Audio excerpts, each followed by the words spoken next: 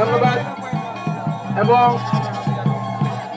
Police প্রশাসনের পক্ষ থেকে যারা এসেছেন তাদেরকেও ধন্যবাদ। এইমাত্র বর্ষিতে ঘুরানো হচ্ছে, দুজন ভক্তকে পিঠে বর্ষি লাগিয়ে একজনের হাতে কবুতর ছেড়ে দিয়েছেন।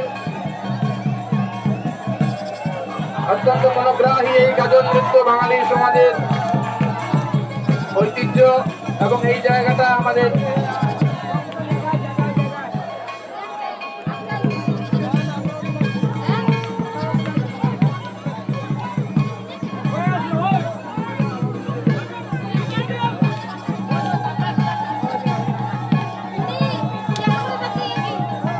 সবাই মায়েরা উদ্বোধনী করবেন।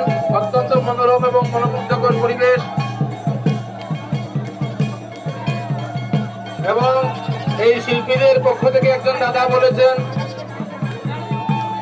আগামী বছর একজন মানুষের উপর দিয়ে তারা গাড়ি চালিয়ে নেবেন, সেই মানুষটির কিছু হবে না, দুজনের উপর দিয়ে গাড়ি চালানো হবে। এটা এবছর আর হবে না, কারণ সময়ও অনেক হয়ে গেছে। আগামী বছর আরো নতুন আকর্ষণ নিয়ে আমরা এখানে চড়ক মেলা করবো। সবাই কৃপা রাখবেন, সবাই অংশগ্রহণ করবেন।